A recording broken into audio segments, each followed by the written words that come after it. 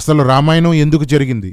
దుష్ట శిక్షణ కోసం, శిష్టరక్షణ కోసమని, ధర్మాన్ని స్థాపించడానికి అని అందరూ అనుకుంటారు. కానీ అది నిజం కాదు. విష్ణువుకి రాక్షసులకి యుద్ధం జరుగుతుంటే రాక్షసులు పారిపోయి భృగు మహర్షి భార్యని ఆశ్రయం అడుగుతారు. ఆమె వారికి అభయమిచ్చిన విషయం విష్ణువు తెలుసుకొని తన చక్రంతో ఆమె తల నరికి చంపేస్తాడు. అప్పుడు ఆమె భర్త అయిన భృగువు కోపంతో ఒళ్ళు తెలియక, స్త్రీని చంపావు, ఇది అధర్మం, అందున బ్రాహ్మణ స్త్రీని చంపావు, కాబట్టి నువ్వు కూడా భార్య వియోగాన్ని అనుభవిస్తావని శపిస్తాడు.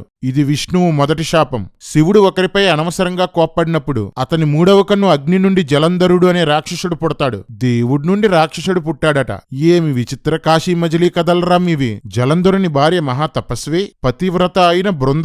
జలంధరునితో శివుడు యుద్ధం చేసి గెలవలేకపోతుంటాడు. బృంద పాతివ్రత్యం పోతేనే గెలవగలను అనుకున్న శివుడు బృంద దగ్గరకు విష్ణువును పంపుతాడు. విష్ణువు జలంధరుడి రూపంలో 2 కోతులను రుజువుగా బృంద దగ్గరకు తీసుకువెళ్లి నేను యుద్ధం గెలిచేశాను అని చెప్పి ఆమెతో రమిస్తాడు. అలా కొంతకాలం విష్ణువు జలంధరుని భార్యను అనుభవిస్తుండగా అతడు విష్ణువు అని ఆమె తెలుసుకొని నువ్వు భార్యకు దూరమై కోతుల సహాయాన్ని అర్థిస్తావని శపించి అగ్నిని సృష్టించి దూకబోతుంటే ఆమె సౌందర్యాన్ని మర్చిపోలేని విష్ణువు ఆపడానికి చూస్తాడు. అయినా ఆమె అగ్నిలోనికి దూకి ఆత్మహత్య చేసుకుంటుంది. ఆమె పాతివ్రత్యం పోవడంతో జలంధరుణ్ణి శివుడు చంపేస్తాడు. ఇది విష్ణువు రెండో శాపం. వైకుంఠానికి జయ విజయులు అనే 2 ద్వారపాలకులుంటారు. ఒకరోజు విష్ణువుని చూడటానికి బ్రహ్మకుమారులు ముని రూపంలో వైకుంఠానికి బయలుదేరతారు. ద్వారపాలకులు వారిని అడ్డుకునేసరికి వారు కోపంతో 7 జన్మలు విష్ణువుకి భక్తులుగా భూమి మీద జన్మించాలి, లేదా 3 జన్మలు విష్ణువుకి శత్రువులుగా భూమి మీద జన్మించాలని శపిస్తారు. జయ విజయులు 7 జన్మలు విష్ణువుకు దూరంగా ఉండలేం, 3 జన్మలు శత్రువులుగా పుడతామంటారు.